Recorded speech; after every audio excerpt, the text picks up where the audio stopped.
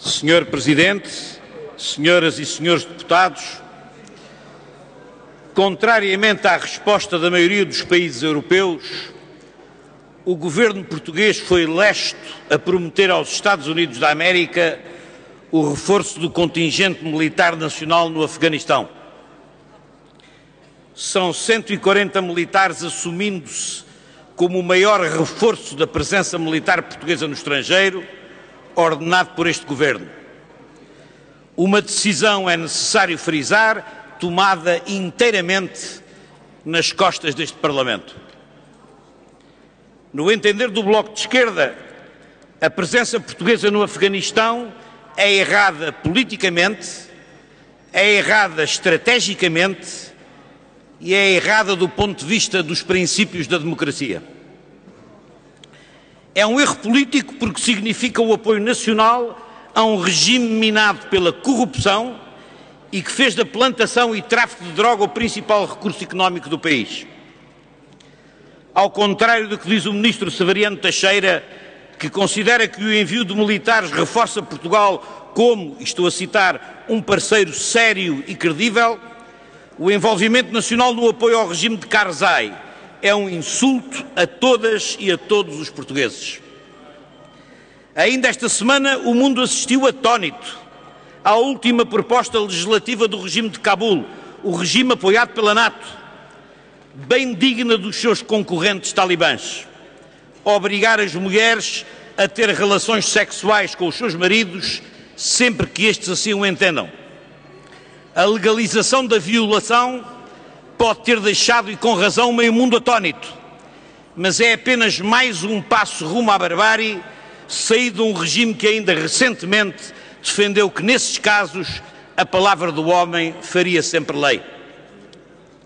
É para defender este regime corrupto, que apoia e é apoiado pelo narcotráfico, que 140 militares nacionais vão envolver a sua vida e o nome do país numa guerra perdida perante a subserviência de um governo que entende que isso torna Portugal um parceiro credível.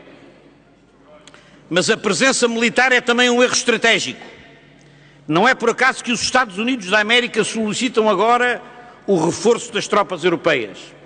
Fazem-no porque a sua estratégia militar tem falhado, e tem falhado rotundamente. Mês a mês os talibãs controlam uma parcela cada vez mais significativa do Afeganistão. E mês a mês o regime títere colocado em Cabul torna-se indistinto das piores práticas do fascismo talibã. É para aliviar o esforço de guerra norte-americano, transferindo para a Europa a responsabilidade da defesa dos interesses geoestratégicos de Washington, que os Estados Unidos se mostram agora interessados numa suposta abordagem multilateral de um conflito que sabem perdido. Correndo a aceitar o pedido norte-americano, o governo colocou o país como um apêndice da estratégia imperial dos Estados Unidos, fazendo disso o essencial da sua política externa e de defesa. Estratégia que, como tem sido acentuado por quase todos os especialistas, é uma corrida para o desastre. Nem o argumento do combate ao terrorismo percebe. Se há lição que se pode tirar da guerra no Iraque, é que a guerra de agressão e a ocupação estrangeira não são soluções para combater o grave problema do terrorismo. Mas, em terceiro lugar, vale a pena salientar a forma antidemocrática como o Governo decidiu aumentar. A vista desta bancada, é totalmente inaceitável que o Parlamento, que é o depositário da soberania nacional, não seja tido nem achado quando se trata de envolver forças militares portuguesas em teatros de guerra no estrangeiro, com riscos e implicações que é desnecessário acentuar nas vidas dos portugueses e na fazenda do país.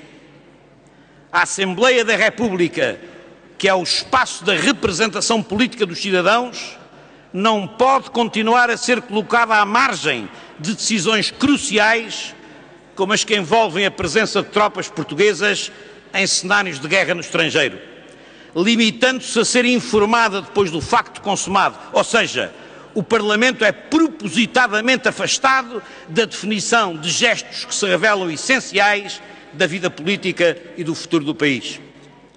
É por isso mesmo que o Bloco de Esquerda irá apresentar nos próximos dias um projeto de lei defendendo que o Parlamento deva ser escutado sempre e quando o Governo decide envolver ou reforçar forças militares portuguesas em teatros de guerra no estrangeiro.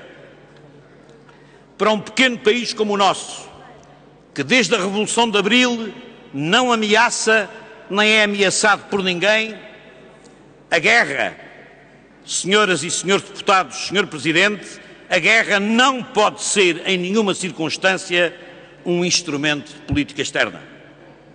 A menos que se esteja disposto, como os governos da direita e do PS parecem estar, a não ter uma política externa independente, a não ter uma política externa assente numa definição autónoma do interesse nacional. E isto é tudo o que com esta ida das tropas para o Afeganistão está em causa.